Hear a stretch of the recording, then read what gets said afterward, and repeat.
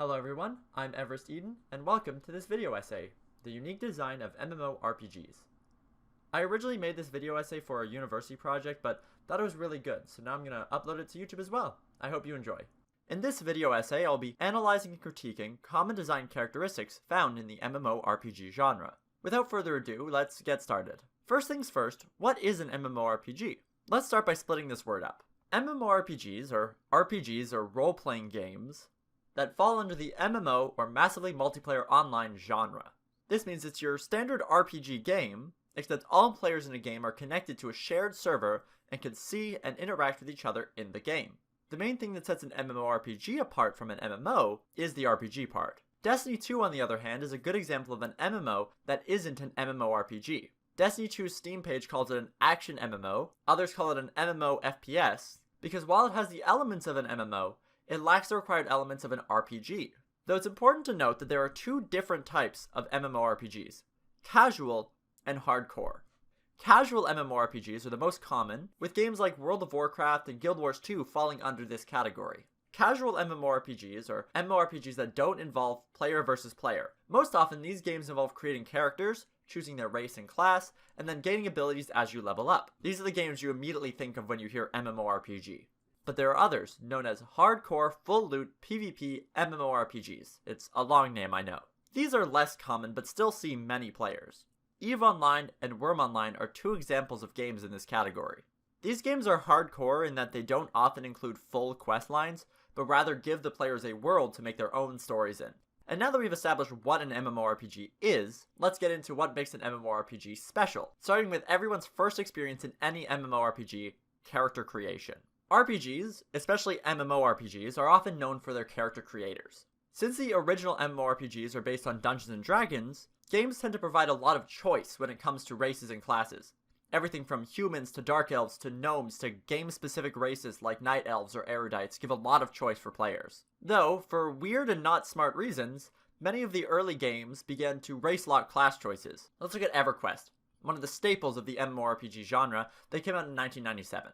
They are notorious for race-locking classes. EverQuest has 16 races. Now, let's say I wanted to play a cleric. That choice lowers my race choices from 16 to 9. If I wanted to play a monk, it'd be lowered to 4. For some reason, this game has decided that I can't play as a wood elf monk, but if I instead play as a frog person, then I can play a monk fine. Now, race-locking classes is one thing, but for some reason, many games, especially Eastern MMORPGs or KMMORPGs, use gender locking. Gender locking is pretty self-explanatory. It's basically race locking except for genders. Let's look at Terra, an Eastern MMORPG that was quite popular a while ago before it was taken offline in 2022. Terra is similar to EverQuest in that it race locks its classes, but it also gender locks them. An example of this is the Gunner class, a class in which the player wields a massive gun that they can shoot at people, which sounds pretty fun. The bad side is, it can only be played by a female character of the Castanic, High Elf, or Ellen races. Both race and gender locking is an extremely stupid trope that has existed for quite a while. It makes it so that the way you are allowed to play the game is affected by how you look. The mechanics of the game and the visuals of the game shouldn't be determined by the other. You could have a game where everything was made up of white cubes. Your player was a white cube, the ground were white cubes. You could use the same abilities and weapons and mechanics. The actual game wouldn't change. Mechanics and visuals need to work together and be harmonious, but should not depend on one another. Thankfully, many of the more popular games coming out and that are already out are not reliant on this. Games like Guild Wars 2, one of the most popular MMORPGs right now, does not do race or gender locking. Gender and race locking tend to just be a show of laziness. By gender or race locking, you limit the number of models and animations you have to make, because if only females of two races can play this class, you don't need to design armor for every other race and gender. But now let's look at the positive side of character creators. Character creators allow us as players to create versions of ourselves in the games we play. Whether it be an attempt to make a realistic version of yourself, or yourself as a cat person, character creators give a lot of choice. What has been really great to see over the years is the evolution that character creators have gone through to make it so that anyone can create and see themselves in their MMORPG of choice. Black Desert Online, an action KMMORPG that released in 2017, is known for having the best character creator of any MMORPG out there right now. Its character creator is actually so good, in fact, that they have actual competitions to see who can make the most accurate or best character design in the game. You can change everything from the pupil shape in the eyes to the curliness of the hair to every individual face muscle on your character. The game also provides extensive choice for things like skin color and hair color to allow players to create themselves easily.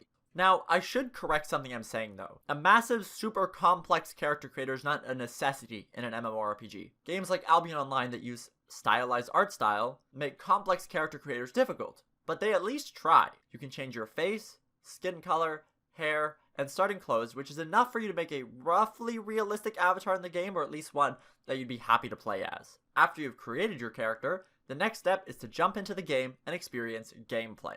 By playing even one MMORPG, you'll quickly find that MMORPGs are quite unique in how they tell stories and how they work with gameplay. In most casual games, the gameplay loop is getting a quest with some dialogue explaining some background as to why you need to do this, completing the quest, which could involve retrieving an item, killing monsters, that kind of thing, then getting a reward, whether that be money, food, or new equipment. That's the general gameplay, but one important part of that is quest dialogue, either told through a text dump or through a cutscene. The dialogue at the beginning and end of a quest explain lore, the purpose of the quest, introduce characters, and tell the overall story of the game. The problem is, though, many people completely skip reading the quest dialogue. This skipping significantly increases the importance of environmental storytelling in the game. There are a lot of people who will skip through all the quest dialogue, then be upset they don't understand where they are, or what they are doing, or why they are doing it. But through the use of the environment, and the actual naming you use for enemies, you can still tell an understandable story without the need for reading. Let's use an example here. In EverQuest, you get a quest called Pit Fiend, and without reading the description, just the name can make you feel concerned. Like, fiend sounds like something evil. As you descend into the pit, you find a bunch of dead bodies, all with the adjective trampled. Even some of the enemy types you've seen before, and, at your level, struggle with, can be seen trampled. When you reach the end of the tunnel in the pit, you find a massive demon there, ready to fight. By showing all the dead bodies, it's made abundantly clear why you were being sent to kill this thing. It's massive, it's trampling things, and it's dangerous. You don't need to know the fact that it's actually an earth demon, or that it was accidentally uncovered and the bad guys were trying to weaponize it. You can just see, yeah, this thing is evil and I need to kill it. Following this idea, let's discuss narrative. Narrative in MMORPGs can be extremely tough. Oftentimes you have hundreds, thousands, or tens of thousands of players all doing the same quests or activities or raids. Oftentimes these involve bosses that you have to kill. The problem arises when you have something like a raid, where you have to kill a boss, but you can repeat the quest multiple times. This boss, sometimes this insane world-ending destroyer, you have killed many times. And it creates ludonarrative dissonance, a divide between what is happening in the gameplay and what is happening in the story. In your story, this boss has already been killed. The world has already been saved. And yet you kill it again and again. Using the example not from an MMORPG, but from an MMOFPS, Destiny 2 killed off beloved and important character Cade 6, but didn't remove his voice lines from the game. So I completed the campaign that involves his death, then fly to another place, and he's talking to me like nothing's wrong. This is ludonarrative dissonance, and it broke my immersion every time it happened. Why is Cade 6 here? I thought he was dead. The execution of how to fix this can vary from game to game, but it's an important thing to bear in mind. Speaking of things that break immersion, let's look at what I like to call the legendary hero paradox. Think about a normal single-player RPG. In most RPGs, you become a legendary hero who is fighting evil wherever it can be found, and you are special. You have some kind of special skill or power, or special accomplishment that makes you special. In an MMORPG, though, everyone is a legendary hero. Everyone has a special skill and power, and as we discussed earlier, many people have killed the exact same world-ending bosses that you have, but still, the game relies on every player feeling like they're special. So how does that happen? Well, there are many ways games can tackle this problem, but in my opinion, the best way is customization. By giving players a lot of customization options, whether it be equipment options, character design options, or lots of skill and spell options, it can make people feel unique. One game I believe that handles this well is EVE Online. In EVE Online, for the most part, you will only see your ship. You won't see your character because it's a game that takes place in space, and everyone has the same selection of ships. So they remedy this disconnect from your character by allowing you to paint your ship, choose between hundreds of different weapons and items you can outfit your ship with, each with their own ups and downs, making each ship unique. Another very important thing to keep in mind about MMORPGs is that everyone likes to play games differently. Some like linear, quest-based gameplay. Others hate it. Some people like combat-focused gameplay. Others hate it. But the most important spectrum that MMORPG developers need to be aware of is the solo to group spectrum. This is a spectrum that defines how much people want to play alone or in a group. It might be surprising, but many people, including myself, play MMORPGs, but don't enjoy as much interacting with strangers to complete large group quests. But others want to stay in a group and never want to play by themselves. The majority of people, on the other hand, don't care either way and just want a good variety of gameplay styles they can interact with. But the most important groups to bear in mind are the ones who are die-hard on either side. Those who refuse to do any group activities, and those who refuse to work solo. The answer for this issue is pretty simple though. Just make some activities that fit both groups. Allow for quest-based gameplay that can be played solo, but you can also form a party and complete them together.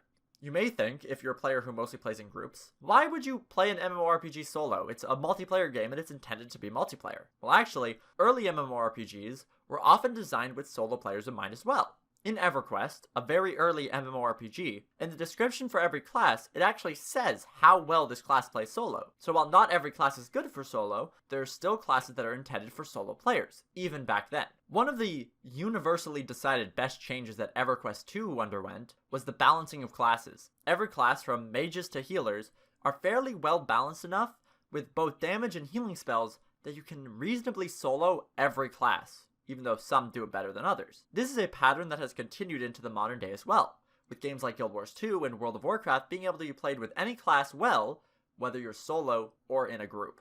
Moving on from gameplay, interactivity is something that has greatly evolved over the decades when it comes to MMORPGs, especially when it comes to combat. In older MMORPGs, like World of Warcraft or EverQuest, most fighting gameplay uses an auto-attack system, where really all you have to do is click one button, and if your class has skills, then you might click some skills or spells as well. Here's some EverQuest gameplay as an example.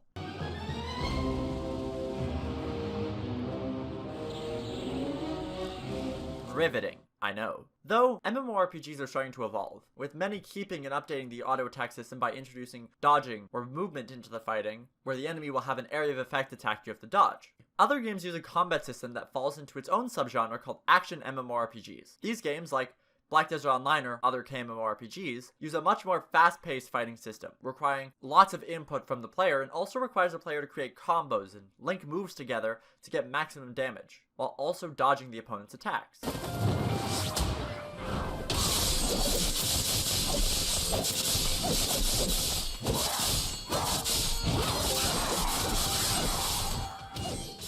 Now there's nothing wrong with any of these combat systems, I only bring them up to show the evolution of fighting systems over the years.